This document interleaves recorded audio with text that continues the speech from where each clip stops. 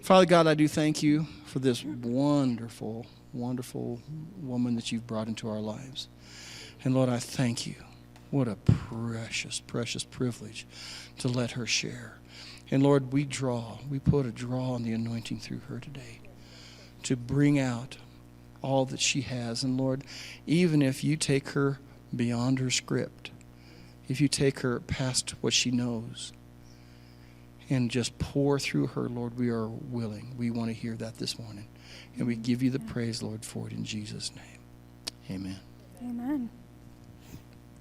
Yeah, it's been a while since I've been up here and been able to speak to you guys, but I'm just really blessed and really excited to get to be up here and share about my summer. Today is going to be kind of different. Not even sure what to call it, because I am going to be sharing about Alaska, but it's going to be this kind of weird hybrid of a message, sharing about the summer, and even I would say kind of just personal testimony from this last year.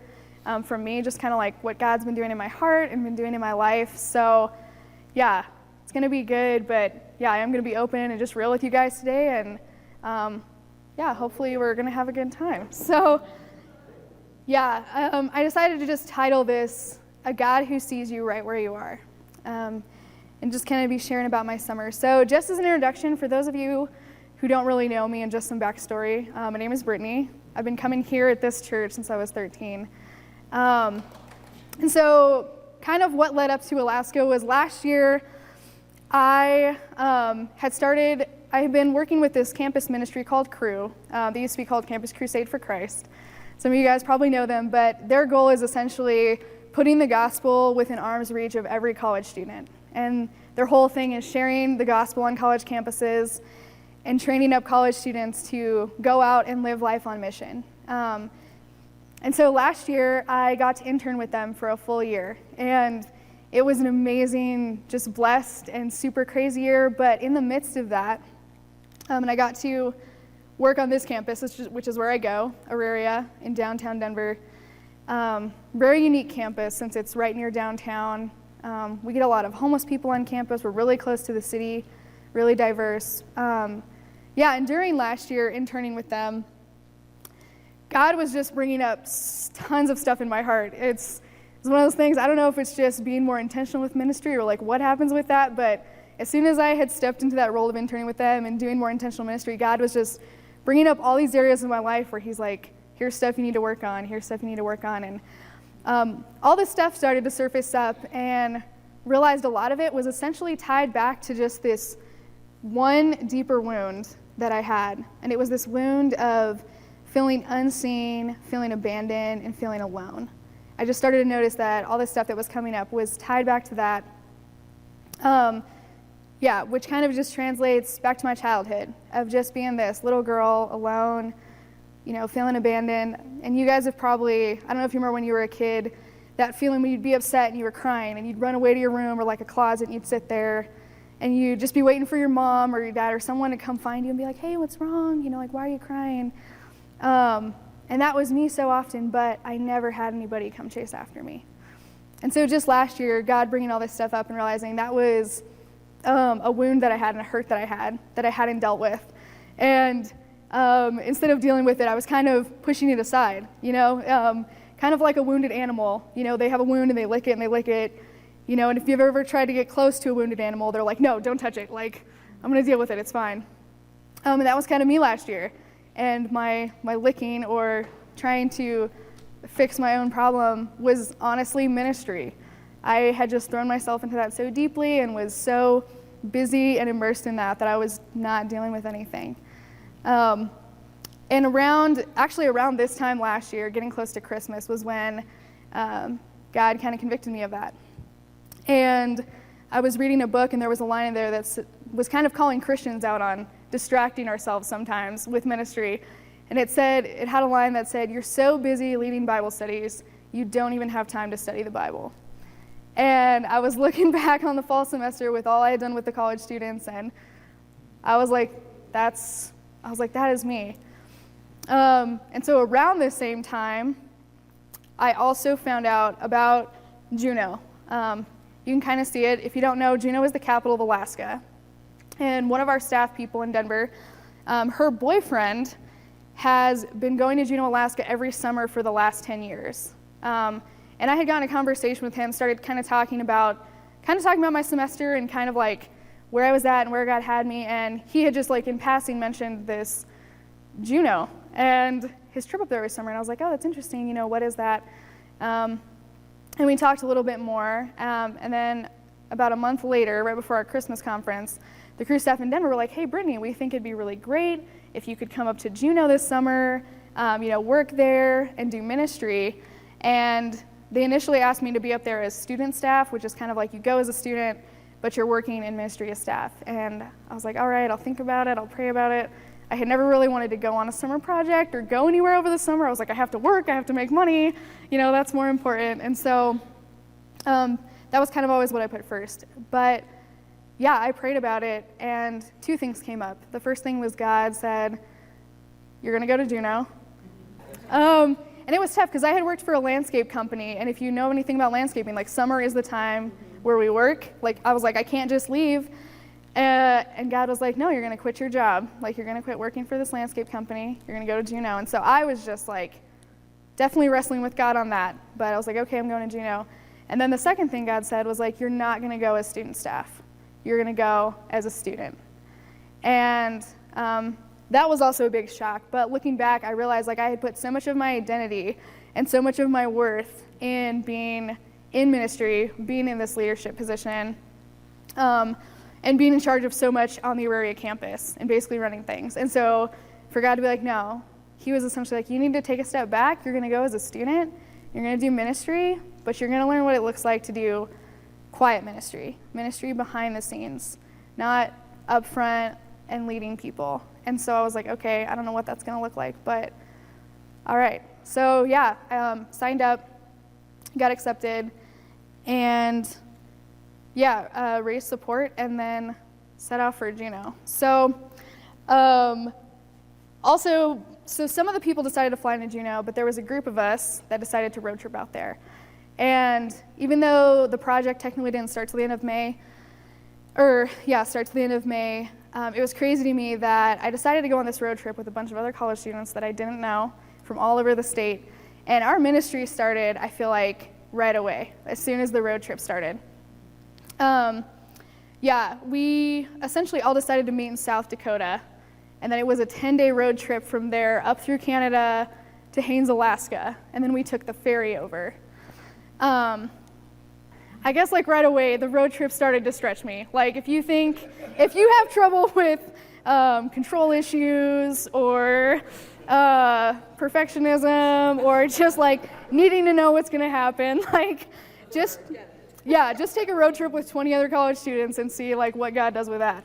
So the road trip was super fun. This was in Sheridan, Wyoming. I'll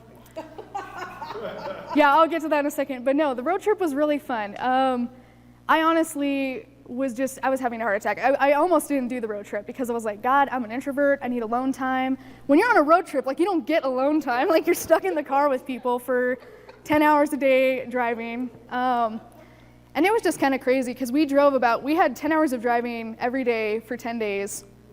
And so, when that happens, everybody is super antsy and wants to get out. So we just had tons of problems with like, we're planning on a quick gas stop. We're going to fill up and leave, guys. That's what we tell them.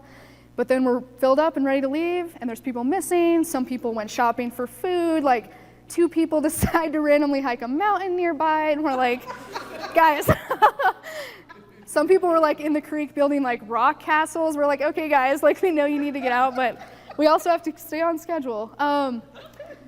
So, it was really fun. It was good bonding, but it was also just really good. Like there was this one guy who kind of became our leader, and he was just great as a actually practical leader, but also just spiritually. And so he kind of initiated every morning we would wake up, pack up the cars, get ready to leave, and we would huddle up in a circle and just pray for the day. And we would just stand in a circle and, just kind of all take turns praying. And our prayer, the second day, our prayer was just like, God, we're not on project, we're not in Alaska yet, but let our ministry start now. Let us minister to people today.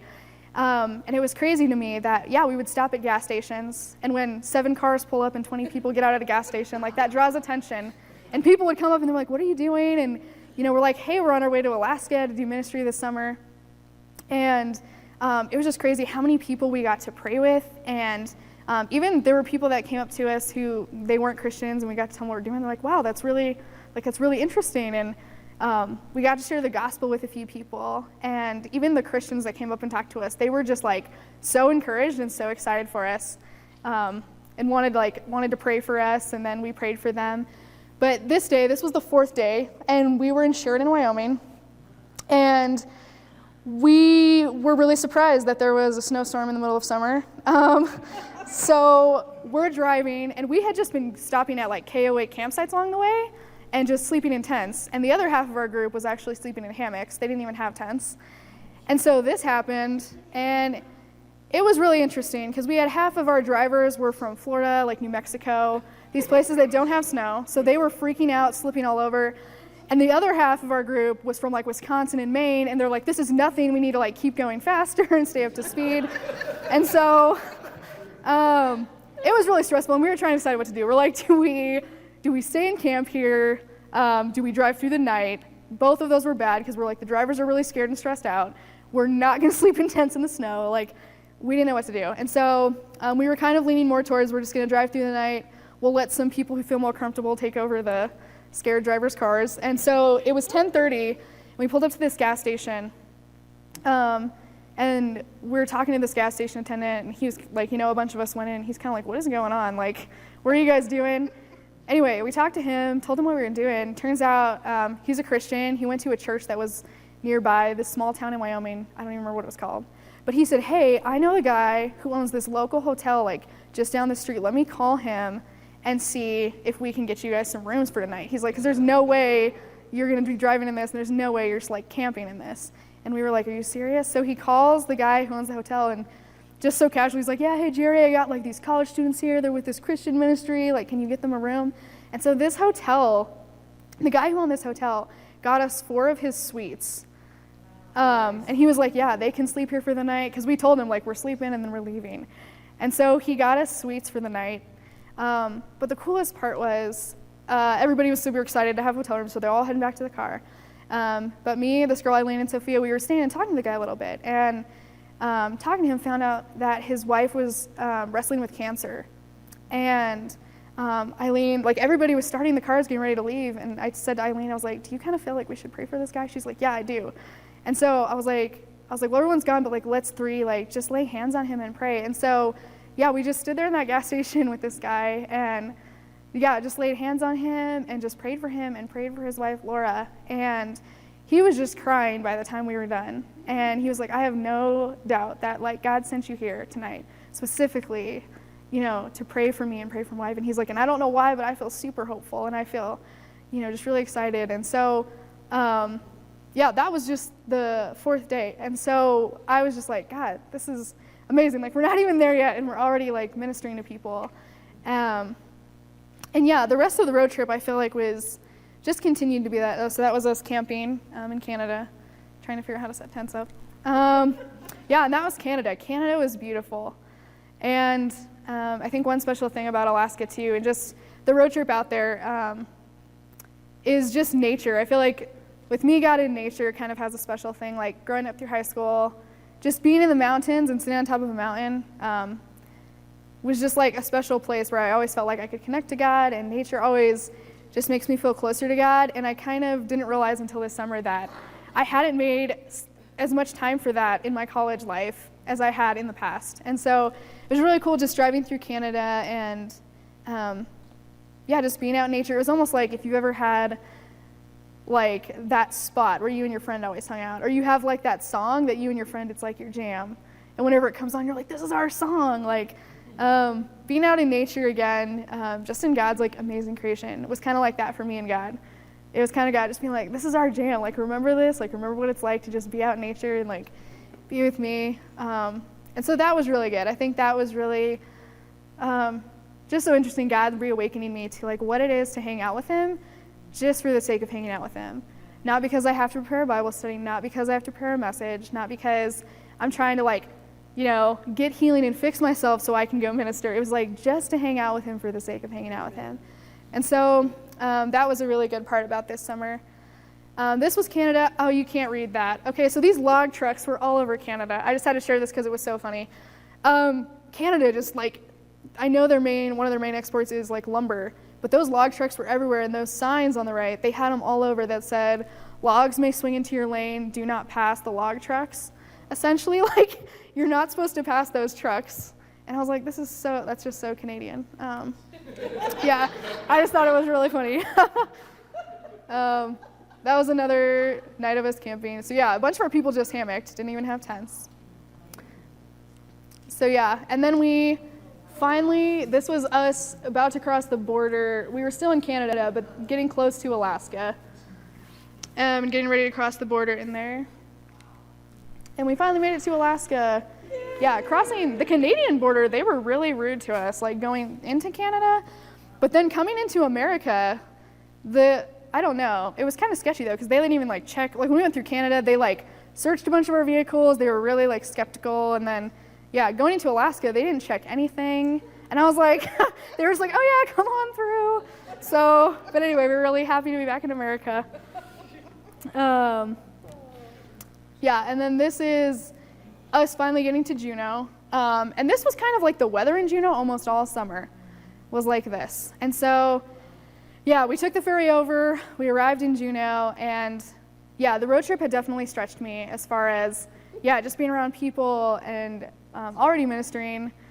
And yeah, even the thing of, one thing that God had showed me over the year of interning was that a lot of times I struggled to be real with people. I struggled to be open and honestly share how I was doing. And part of that might just be like being in leadership. You don't always feel like you can, just be honest. You're like, oh, if I show that I struggle or I'm having a bad day, like that's weakness or it lets people down.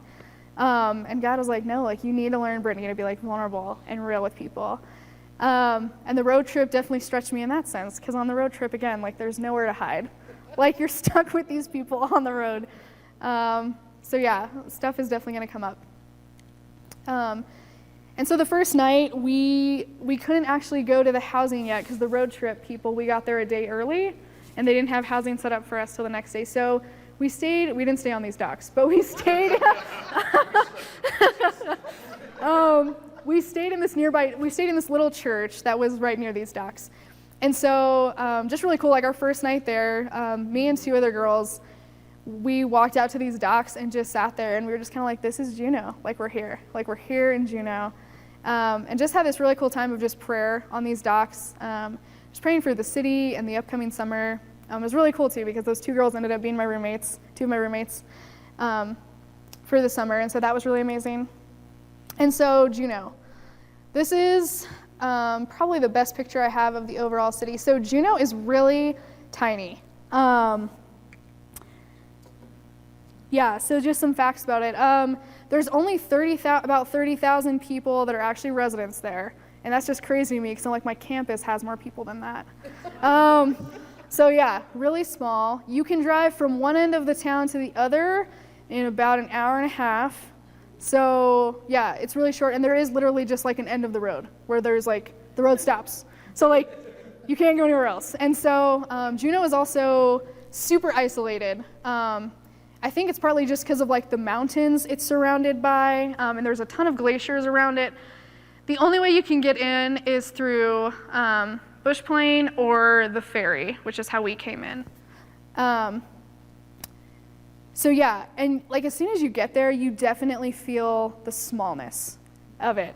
At first it's really exciting, you're like, I'm in Juneau, the mountains are beautiful, but after a few days there of driving one into the other, you feel just how there's nowhere to go. And it's also just weird too. Yeah, everything is shipped in there. So it's kind of, some stuff is more expensive, like meat and produce is like more expensive there. But I know one time we were there, one of the ferries got delayed or was late. And we went grocery shopping and there was like no produce. And we're like, what? We're like, what in the world? Like, where is the produce? And we were talking to the lady at the store. She's like, oh yeah, the ferry is like delayed. So we probably won't have anything for like another week and a half. And we were like, what? And she's like, well, yeah, that's where we get it. So if like the ferry doesn't come, like they don't get produce or like they don't get meat. And so, and talking to the locals, they're like, oh yeah, that's totally normal. That's totally normal. And we're like, oh my gosh. But I think like the first thing that hit me about Juneau when I got there was you right away sense that this town just has a lot of pain. There was just almost like coming into this town, you just kind of feel like there's just this cloud of hurt and pain that kind of just, I felt like just kind of hung over Juneau. And I think part of that is Juneau's history. So Juneau originally was like sacred fishing grounds for the native Tlingit Indian tribe. And I was surprised coming to Juneau how strong just the Native American culture was there and how many like Native Americans are still there and still live there, which we kind of learned the hard way because like, well here, saying like native, you know, it's like, oh, I'm a native, like you're a native Coloradoan. That was just like normal part of lingo, but like you do not say native in Alaska unless you're talking about Native Americans. Everybody calls themselves locals, and we're like, okay. So that was the first thing. They have tons of ravens there because ravens are a sacred bird to the Tlingit tribe, so nobody can shoot them, kill them. We got in trouble for actually just even talking bad about them downtown because they're, you know, they make that sound that's like a screaming. It sounds like a woman screaming. And we were just like, oh my gosh, that sound is so annoying. And this one lady started yelling at us and was like, you don't talk that way about the ravens. And like, we were just like, oh my gosh. But that was very much the culture there. Like the Native American culture was really strong. So there's a lot of hurt, I think, yeah, just from the Indian tribes that are there that feel like they've been pushed out of their home. And as far as Juneau itself, it was founded in 1880 as a mining town. It was discovered by Joe Juneau and Richard Harris, and they found gold in the Silver Bow Basin, and they started the Treadwell mines, which became, at the time, it was the largest hard rock mine in the world. So tons of people suddenly like flocked here. The town was huge. Actually, that's downtown Juneau. I think I have some pictures. Yeah, okay, so this was Juneau way back when. Yeah, and this was the Treadwell mine. There's some miners. This is a pretty good view of the town. So anyway, it was this thriving town. It was the first town founded in Alaska because of that, because of the mines, and brought in tons of money, employed I think like over 2,000 people. It said, and so this whole town of Juneau had all of its hope, all of its just worth tied up in this mine. But then in 1917, the mines collapsed and then flooded. And it was all just like overnight, it was just completely gone, destroyed. They couldn't mine anything from it. And so then after that, tons of people left. And so, and then I think like 2 years later, the town had a huge fire, burned down a ton of the town. And so it's kind of like Juneau was this thriving hot spot where everybody came, they were mining gold, and then this flood came, fire came, and just wiped it out. And so, yeah, I feel like Juneau just kind of had this past history hanging over it of just being used and then everybody just left. And now, common day Juneau, talking to the locals, there is still like just this sense of pain with the tourist industry that is there. Our boss, my boss that I worked for, which I'll get to in a minute, I worked at an RV park over the summer with these two ladies, a mom and a daughter that run this RV park. But our boss took us out one day on what she called a local tour of Juneau. She showed us the best place to find eagles was the dump. Surprisingly, there are just hundreds of eagles just flocked around the dump, which was so weird. And she's like, they don't tell the tourists this because they don't want them clogging up this like the roads to the dump area. But no, she drove us through like downtown Juneau, and they're building this whole new like library down there. And she's like, you see that? And I was like, yeah, it's really cool. It looks like it's gonna be awesome. She's like, oh yeah, awesome. She's like, but guess who they're building it for? The tourists. She was like, they're not building it for us. Because what's really interesting about downtown Juneau is like the locals do not go down there. It's just kind of this old quaint little thing, but downtown Juneau is like all about the cruise ship people that come in. Like the cruise ships pull up, there's usually 4 or 5 every day, and the town just gets packed with tourists. And so like locals don't even go down there. And so my boss was just sharing, she's like, this new library, she's like, our tax money is going towards this library that we're never gonna use. It's all gonna be tourist based.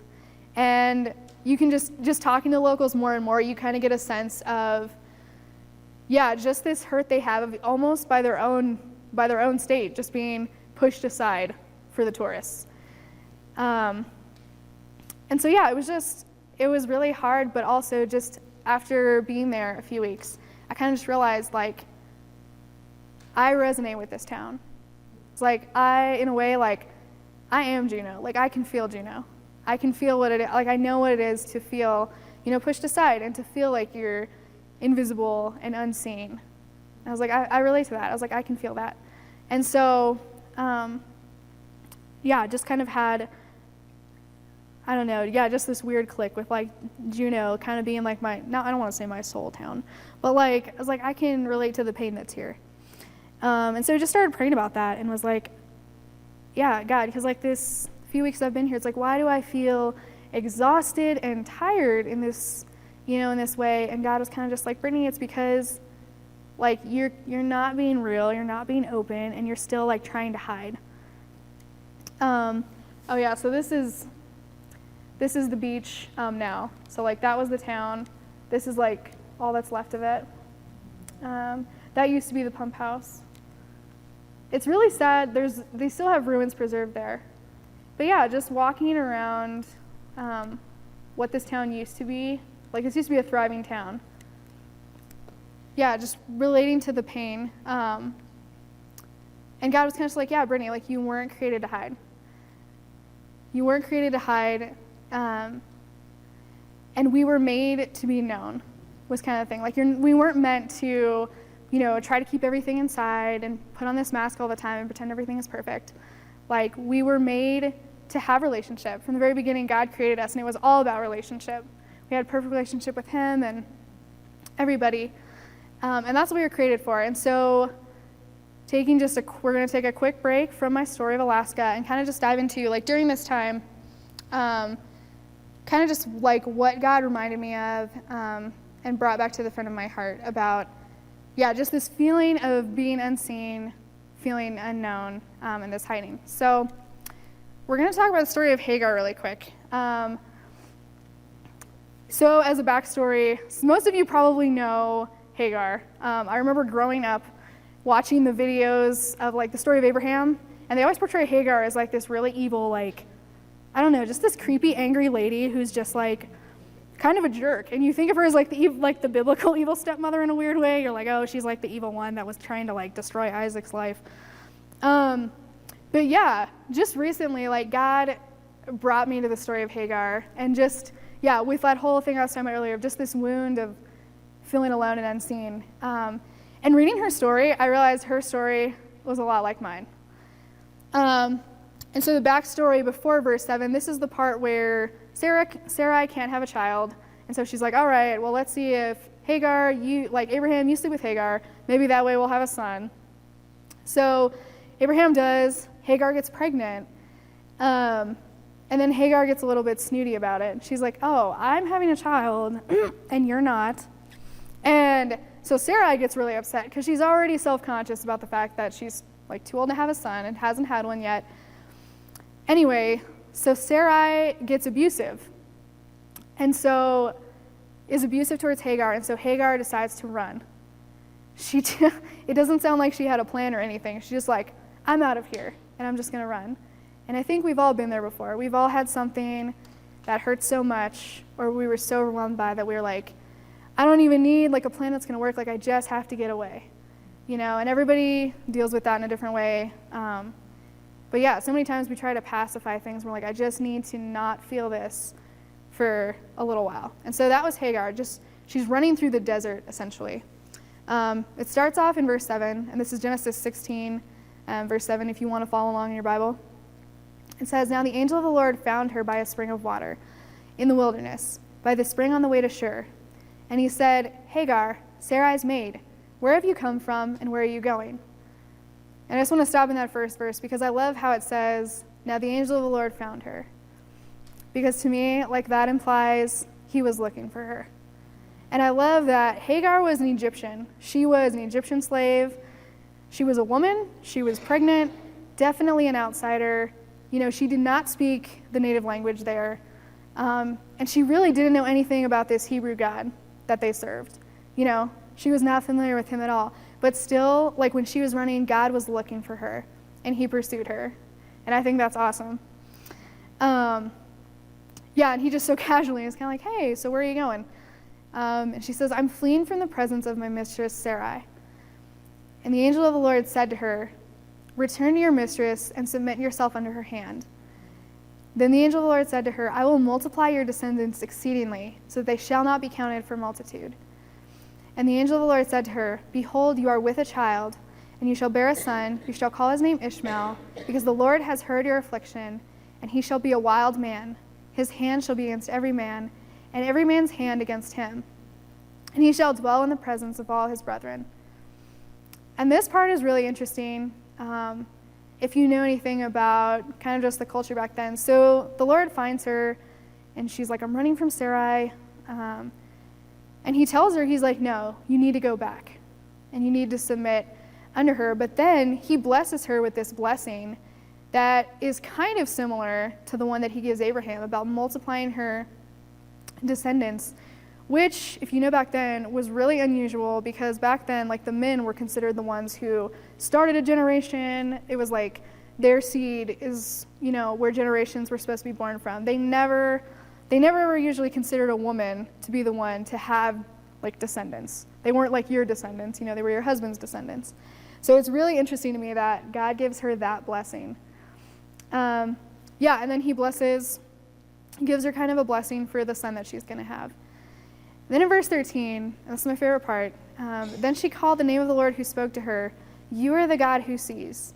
For she said, have I also here seen him who sees me? Therefore the well was called Bir-lahai-roi. Observe, it is between Kadesh and Bered. So Hagar bore Abraham a son, and Abraham named his son, whom Hagar bore, Ishmael. Abraham was 86 years old when Hagar bore Ishmael to Abraham.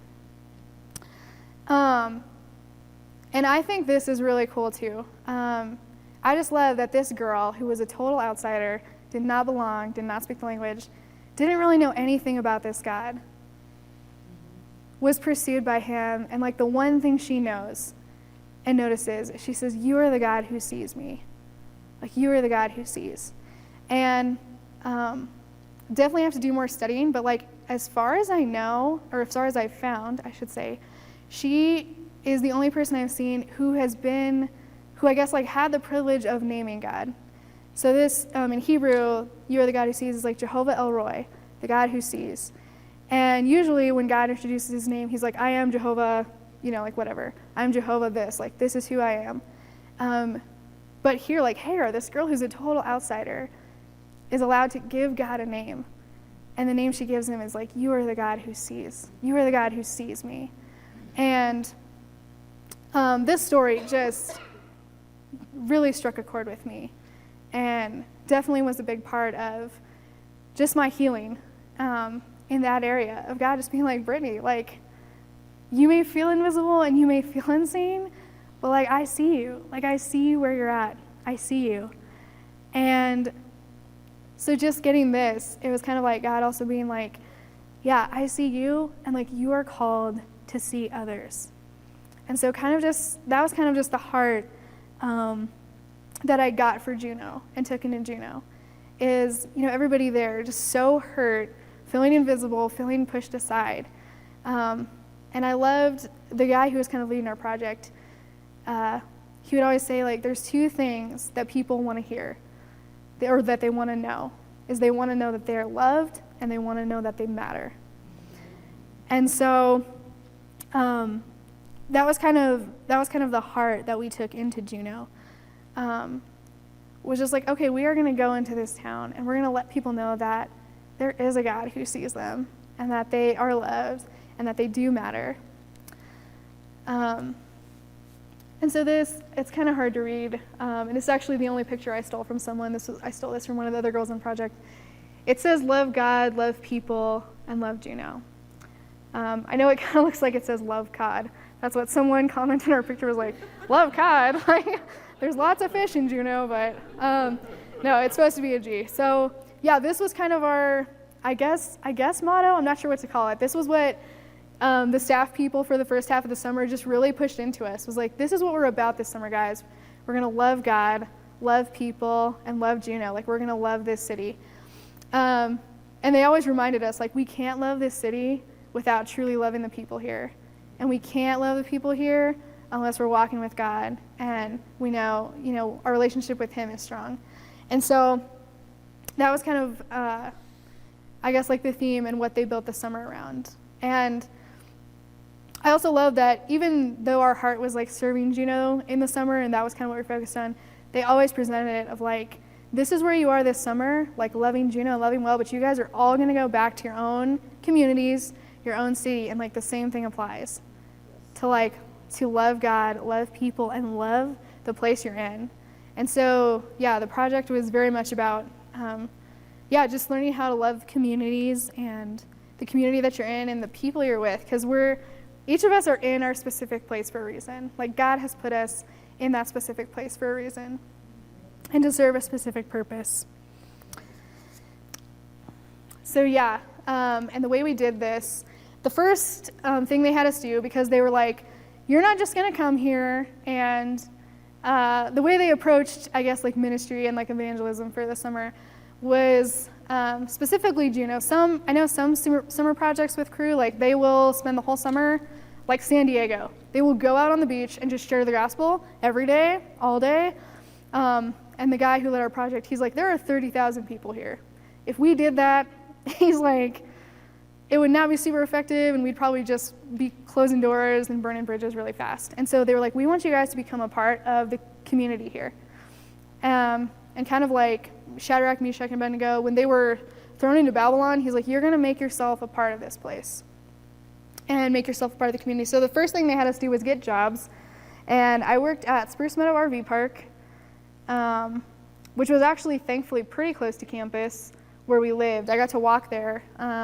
I'd walk there most days or sometimes ride the bus if it was like super rainy of it. So the RV park was interesting because there were like 45 spaces where people would temporarily come in and park, and then there were 15 other spaces around the office area that people lived year-round, like in their RVs. So there were people who were permanent residents, and then there were people constantly coming through. Surprisingly, a lot of Europeans. You would not believe how many like Germans and like people from the Netherlands pay to have their like RVs flown into Alaska, and then they fly into Alaska, and it is the funnest thing for them to road trip around Alaska, because I guess they don't get to do that in Europe. So they're like, this is so fun. And like, we had people from Australia. My favorite was there was this German group, like this German tourist group that came in, and their leader's name was Uwe. And like, he was really funny because like whenever he literally said Schweet. Like anytime something was really awesome or exciting, he's like, oh, Schweet. Like he said, like he would say that all the time. And like one day he came in and he didn't speak super great English because I worked mainly like in the office, and then there was another guy in project who worked here with me, but he worked like outside doing like manual labor stuff. But yeah, he came in and was asking for a broom. He's like, do you have one of those like brush things to clean the little plants? And I was like, what are you talking about? And then I finally figured out he wanted a broom, and I was like, oh, to sweep up pine needles, like from his tent is what he was asking. He's like, yeah. And so when I told him he could have one, he's like, oh, sweet. Like he was so excited. So yeah, it was really interesting working here, just because, yeah, we had a lot of Europeans, but also just a lot of the people who were residents. I got to talk to them and got really close. And I don't know if this was just like an anointing for the summer or what, but I found like wherever I went, people would just open up to me and just like start telling me their life story. This one lady, Miss Patty, I loved her, and like my heart like just still like just love her so much. She kind of worked like part-time at the RV park. She was kind of a resident, but I guess she paid for some of her stuff through like working there. And yeah, one day her and I were working, and she just like opened up and was telling me about like her husband, and he had been abusive, and that's like why she came to Juneau, was to just run and get away from him and all of that stuff. And I started sharing with her like what I was doing over the summer, and I was like, yeah, I'm here with this group and we're doing ministry. And she's like, oh, so you're a Christian then? And I was like, yeah. And so then we kind of started talking about that, and she's like, yeah, I used to go to church, but she's like, I don't know, I just feel like there's no point anymore, and there's like no hope for me. And her and I just had so many good conversations over the summer, and it was really cool because I essentially like shared the gospel with her one day towards the end, and she was really touched by that. And then also towards the end, convinced her to come to church. We each went to a different church while we were there, I went to this one called Glacier Valley Baptist, and it was this cute little Baptist. It was definitely Baptist, very Baptist church. Yeah, it was just really funny to me too, because my grandma also goes to like a very Baptist church. But they even did like modern day songs like Oceans or like things you'd hear on Caleb, but somehow they took the song and just made it sound, I don't know, that Baptist sound. And so I was like, but no, they were an awesome, great community. But anyway, convinced her to go to church with me a few times. And she's like, I might still, she told me before I left, she's like, I might still keep going. Like, she's like, I think I'm going to keep going even after you leave. And like, I didn't, it wasn't like I got her to say a prayer, or like got anywhere with her officially, but I definitely saw like growth in her over the summer. So that was one thing cool about working here, just talking to so many of the residents.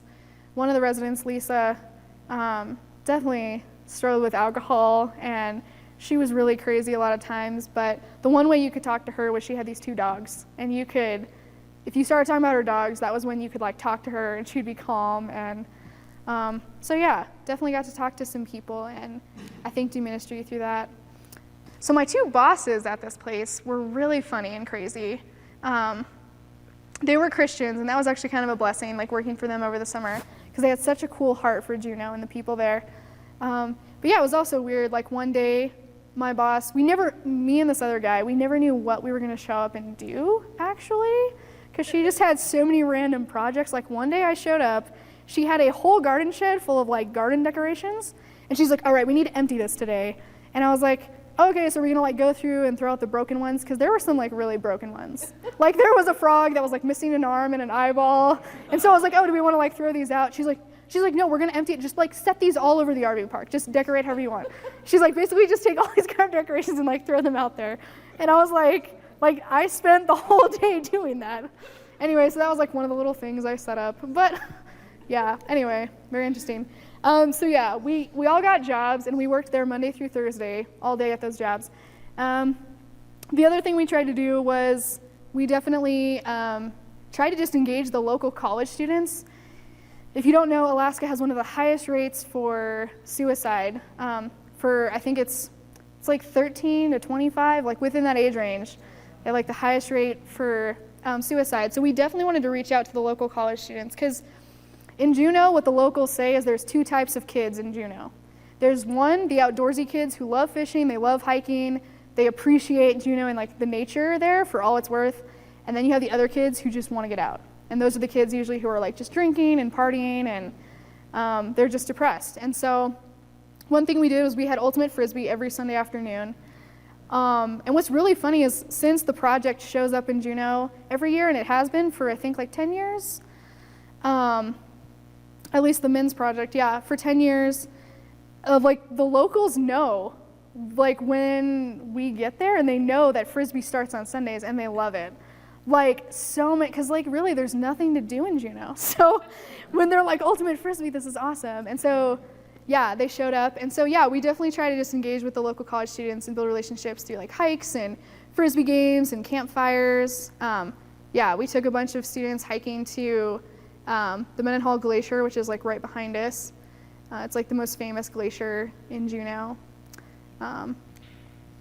Yeah, another thing we did was we did a lot of, I guess, like outreaches. So 4th of July is kind of cool. It doesn't get dark in Juneau until officially like 2 in the morning. And so, most fireworks on the 4th, they'll wait till nighttime to set off fireworks. But in Juneau, if they waited till it was dark enough, it would technically be the 5th of July. So what they do is they do the opposite. Like all of their 4th of July celebrations are on the 3rd, and then at midnight on the 3rd of July, they set off fireworks over, I guess it's kind of a bay, technically. And that was really cool, and literally the whole town comes out for this. And so for 4th of July, we went to downtown Juneau, and we just stood with these signs that said, "I will listen." That's all they said. And so we kind of did it in shifts where like one person would hold the sign and 3 other people would kind of be, back behind them just praying for people and like the people that would come up and talk to them. But it was crazy to me how many people, they were just like, "What is this? Like, what are you doing?" And, we're just like, "Well, we're here." Like we would just tell them like, "Yeah, we're here with a Christian group, and like we're just here to listen. Like we just want to listen to whatever you have to say." And it was just crazy to me what people would be willing to tell you, like a complete stranger.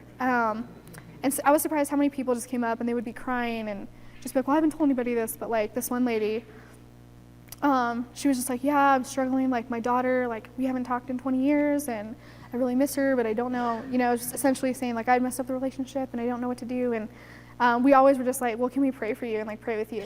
And like they would let us. And so that was really cool. Like 4th of July was awesome because we split up, we only did like 4 people. So we just split up a bunch of little groups all over downtown. And yeah, got to just minister to people that way. That was really awesome. Yeah, another thing we did, we had a kind of just like a hike. This was like a oceanside, we called it Oceans Wide thing. And it was essentially a bunch of people just invited their coworkers and people that we had met over the summer. And I somehow got voted to like do the presentation of sharing the gospel. But essentially we just decided we're gonna have everybody out here, have a little worship service near the ocean and just like present the gospel in a way that like they'll understand. And so yeah, towards the end, like everybody was like, Brittany, you're a great speaker, like you should do that. And so I was like, okay, no pressure though. But so anyway, and that was awesome because we actually had 3 people like accepted Christ from that. 2 of the coworkers that one of the guys had brought, and then another girl like accepted Christ from that outreach. And so that was really cool. Yeah, and just a blessing. It was really cool to worship looking out on the ocean and the mountains. That's honestly one of the things I'm gonna miss is like we have mountains here, but like the ocean and the mountains together was like, it's gorgeous about Alaska. I love that. Yeah, so this kind of like goes into my next part. Yeah, we spent this whole summer, gosh, I don't have time to talk about like everything we did to love people. But yeah, because just 2 of the other things real quick that I got to do over the summer was I got to be involved in my church's youth group. So their youth group had just started back in February. And it was this guy, basically he was like a little older than college age, like 25, leading it. And he's like, hey, if anybody in the church is interested, like we don't have any like women leaders for the youth group. So if there's like anyone who's interested, let me know. And I was like, oh, that sounds great. So I got to help out with the youth group at my church over the summer, which was awesome. Just getting to like talk to high school and middle school girls. I just love that. And I also got to volunteer. We had to volunteer somewhere in the community one day a week.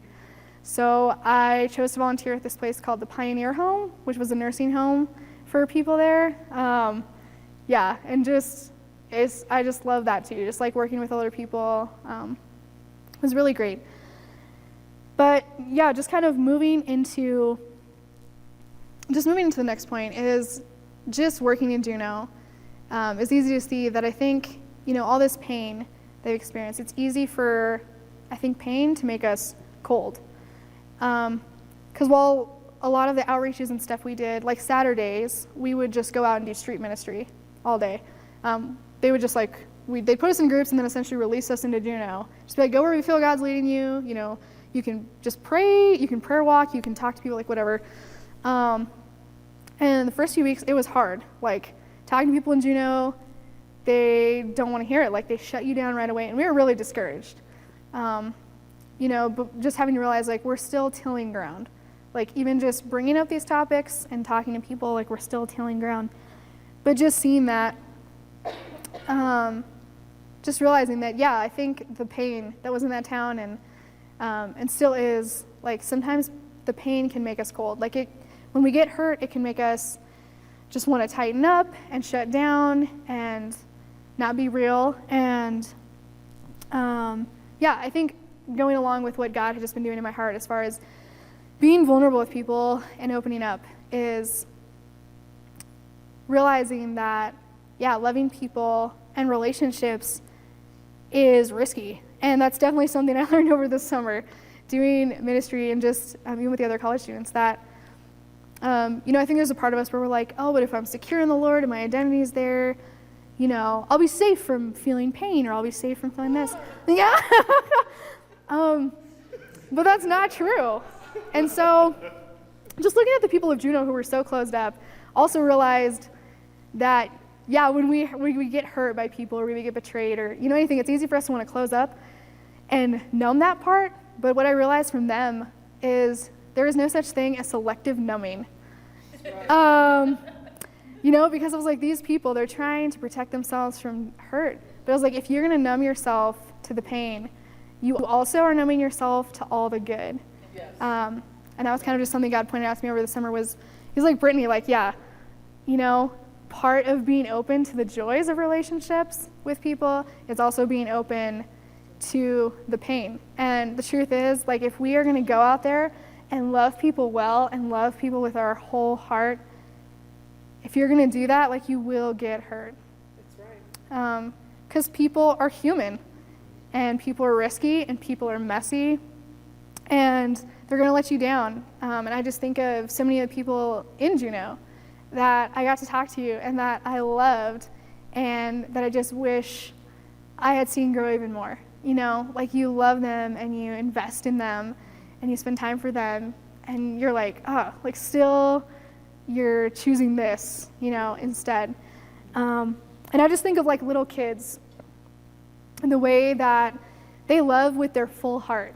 And that's how I think of it. You know, you see little kids, when they have to leave their friends at a play date, you know, they start crying, and you're like, oh my goodness, it's not that big of a deal to us. But it's like, they don't know yet. Like, they don't know what it is to shut themselves off and not throw their full heart into everything that they do.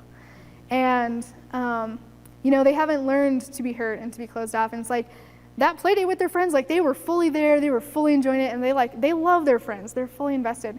And so to leave is to leave a part of yourself. And yeah, loving people well means, like, you will get hurt. But in spite of that, God's just really been showing me that relationships with people and being real is still something that we need. And I just wanted to read a quote really quick. Let's see what this next slide is. That was me and Nicole and this random dog that was always down by the docks. We don't know who owns this dog, but whenever you'd go down there and fish, like, this dog would just come up and, like, lay by you and act like you were its owner. And so, anyway, we were taking selfies with it. But yeah, I just wanted to read this quote just in regards to, like, being real and open with people and, like, loving them. This is from The Velveteen Rabbit, which, yeah, it's a kid's book, but honestly very deep. And so this is the Skin Horse talking. He says, real isn't how you are made. It's a thing that happens to you. When a child loves you for a long, long time, not just to play with, but really loves you, then you become real. Does it hurt? Asked the rabbit. Sometimes, said the Skin Horse, for he was always truthful. When you are real, you don't mind being hurt. Does it happen all at once, like being wound up? He asked, or bit by bit? It doesn't happen all at once, said the Skin Horse. You become. It takes a long time.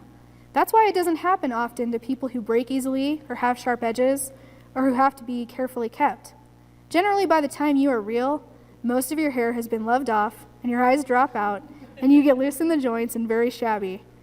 But these things don't matter at all because once you are real, you can't be ugly. And somebody shared that. It was actually a lady at our church shared that in Alaska. And I was just super convicted because I was like, yeah, to be real is to have all your fur rubbed off. And if you are loving people well, like, you are going to have your fur loved off and your eyes will fall out and you'll become shabby. And just God being like, that's not what I had been trying to be. I was trying to be this perfect porcelain doll kept carefully up on a shelf. And you know the Skin Horse, he says, like, the toys that are fragile and have to be carefully kept, like, they're not the ones that become real. That's right. You know, they're the ones that end up breaking before they can be. And but that's what I had been trying to be. I was like, oh, I have to make everything look perfect on the outside and I have to pretend that it's all perfect. And God was like, no, like, you need to love people full-heartedly so that your fur is getting rubbed off and so that by the end of your life, like, you're a mess and you have been worn out in the most beautiful of ways. Yes. Where it counts. Very good. And so I think the next few pictures are kind of just some pictures of, that was our Women's Adventure weekend.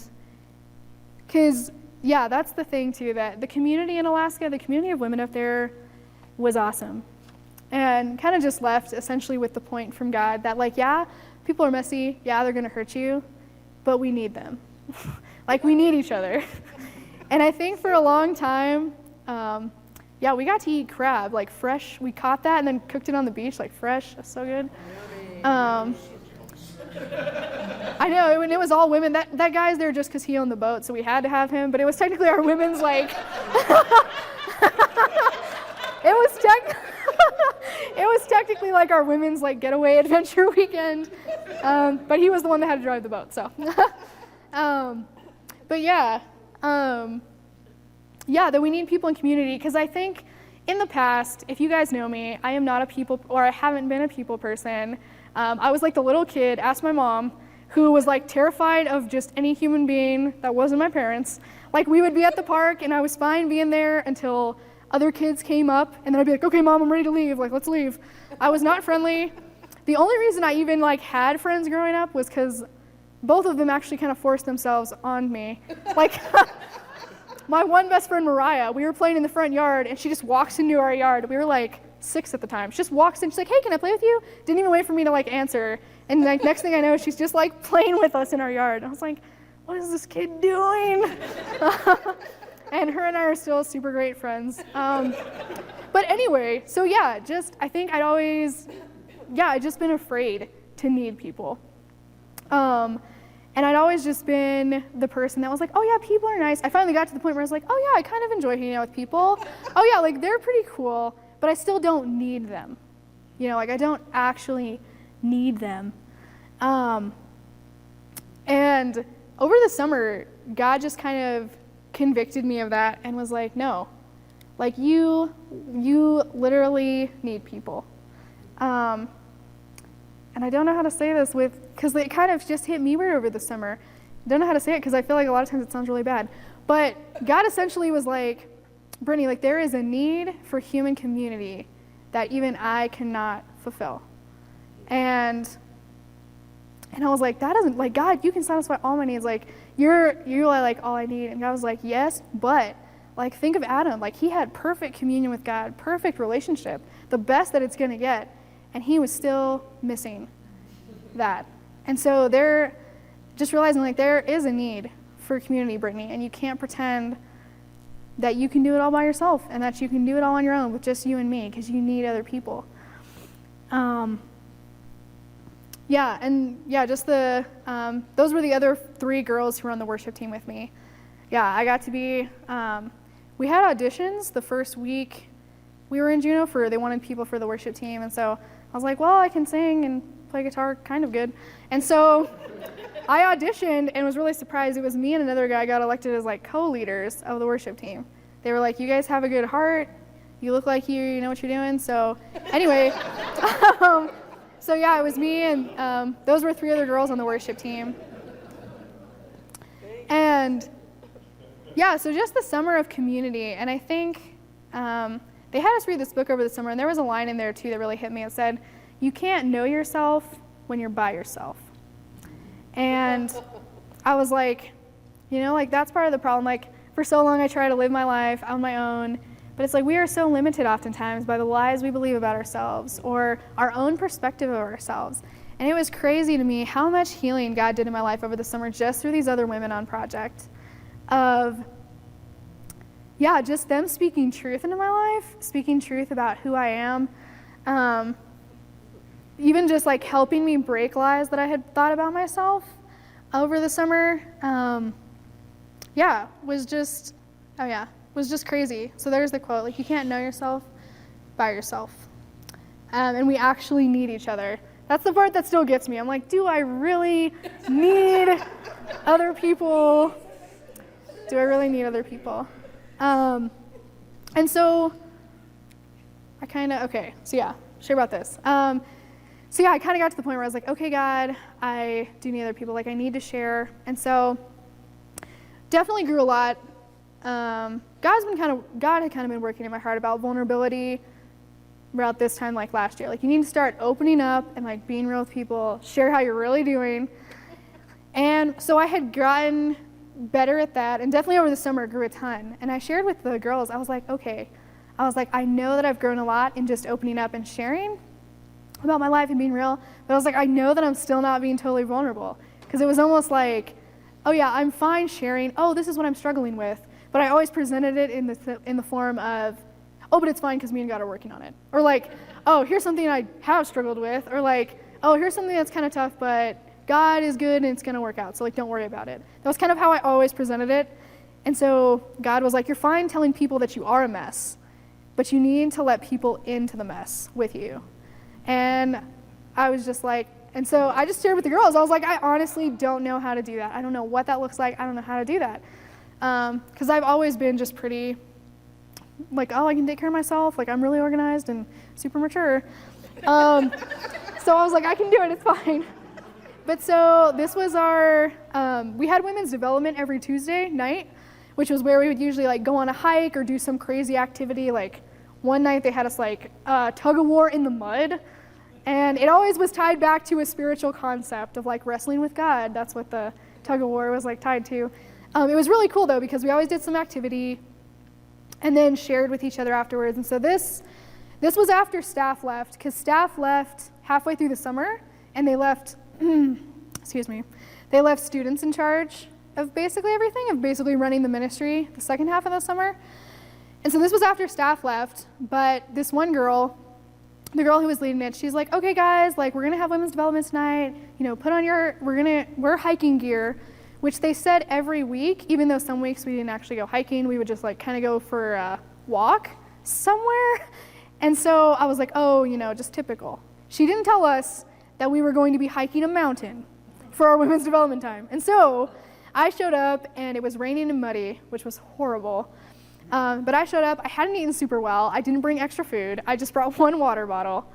And so we started hiking Mount Roberts, which is super steep. Like the first, I don't even know how to describe it. It's like switchback after like, and steep, like switchback.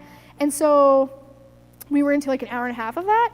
And one girl just asked, she's like, oh, do you think we're almost there? And she's like, no, we have another hour and a half of this. And I was just like, I was already so tired. Like I felt lightheaded, my legs felt like lead. And I have never ever, like I've done lots of hiking, I have never felt, I don't know if it's because, it's probably because I didn't eat well, but I was like, I've never felt so exhausted on a hike. And I was like, am I just like super out of shape? And you can't blame it on altitude because you're at sea level. So I was like, I don't know what is going on.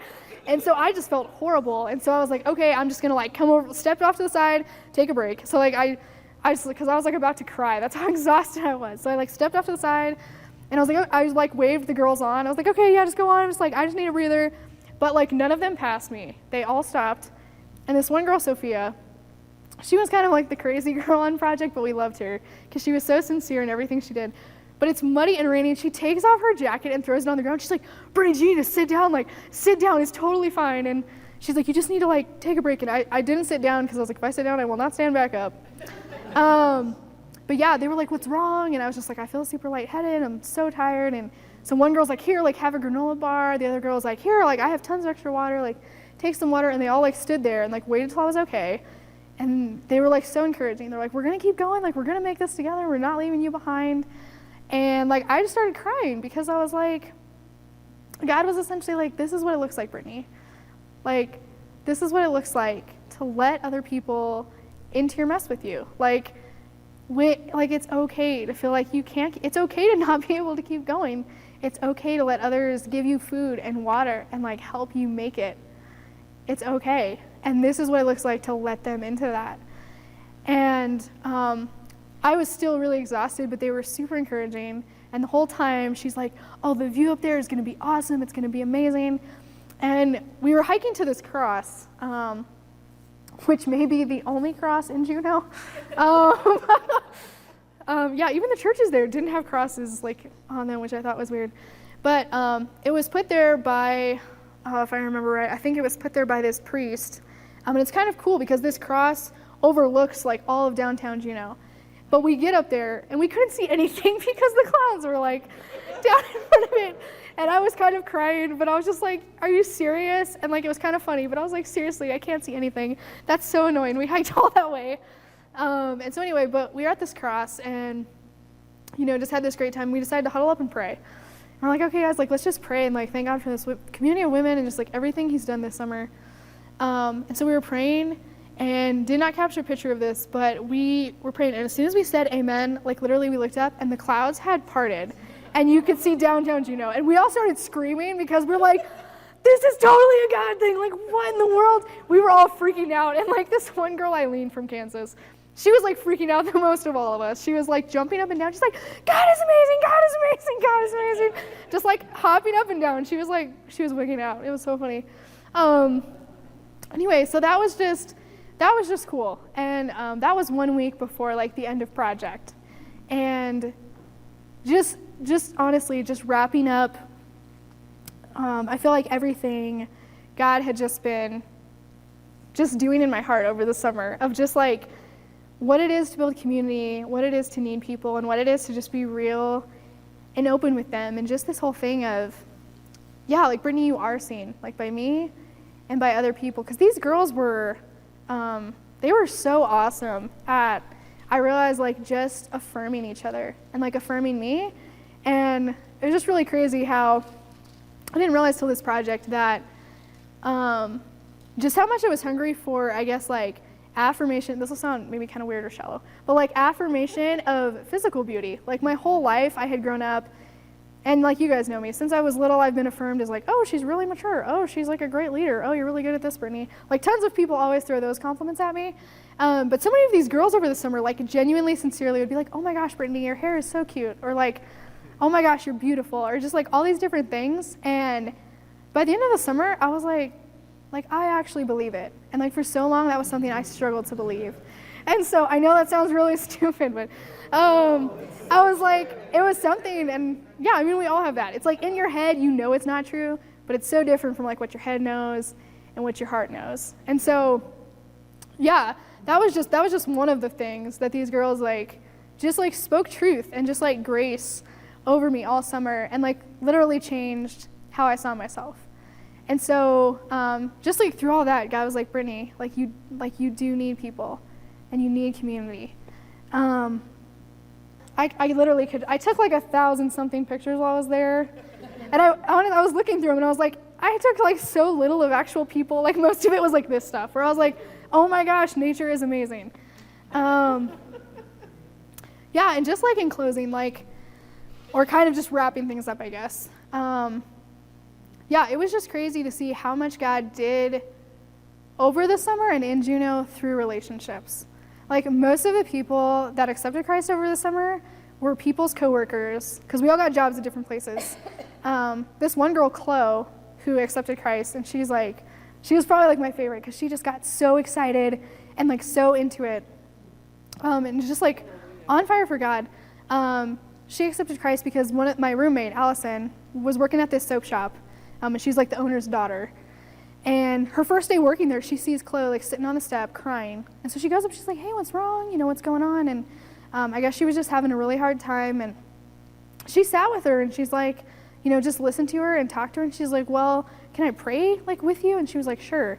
And so they prayed, but like her accepting Christ was a result of this girl, Allison, just like talking to her and investing in her and showing her that she cared all summer. And I love, Crew has a thing that they're like really passionate about saying, where they say most of the time, especially like now and in this day and age, people belong before they believe. And you know that most of the time, they say, I think like the statistic is now like 87% of people now accept Christ through a close relationship. And so, and like that's what we got to see happen in Juneau over the summer, was like we built relationships with coworkers and with the community, like volunteering. And even just, it was really nice when we left to hear a bunch of people had their bosses tell them, like, you guys don't know how much you have done just by showing up this summer and being good workers. Because in Juneau, like, apparently that's something really hard to find, because people show up to work drunk. Sometimes they don't show up at all. If they do show up, they don't always do work well. And so, like, you guys show up with these good attitudes, like joking with each other, laughing, you bring joy to the workplace. And yeah, so many people had coworkers just like crying, like, we don't want you to leave. And the college students, like just providing something for them to do. Like we had movie nights and all kinds of stuff. And they were just like, this is awesome. And so it was through relationships that God really like did just amazing work this summer. And yeah, I mean, I could still share a ton more, but essentially just wanted to, just kind of leave you with that. I guess like overall statistics, we had 10 people accept Christ over the summer, which doesn't seem like a lot, but honestly was just like so encouraging to me. Like for a town of 30,000 and for a town that is so cold, like just so closed up to a lot, that was just awesome. And I was just like, the fact that God would want to work through a bunch of messed up, crazy college students that decided to just like run to Alaska for a summer. And just the work I saw him do in other girls on the project, it was really awesome. I got to do, I got to do face-to-face with like other girls who were on the project. And that was really cool, that God just got to bring these women, like other women who were there to minister, that we got to minister to each other.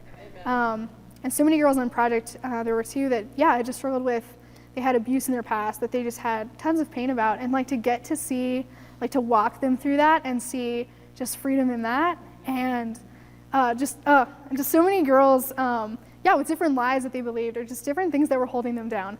I was just like, God, like, I don't know. There's just kind of like the summer reconfirmed, just reinvigorated with like how much I love working with women and how much I just have such a passion for women and just seeing them set free. And like those two things, like letting them know that they're loved and that they matter, and that they have the ability and power to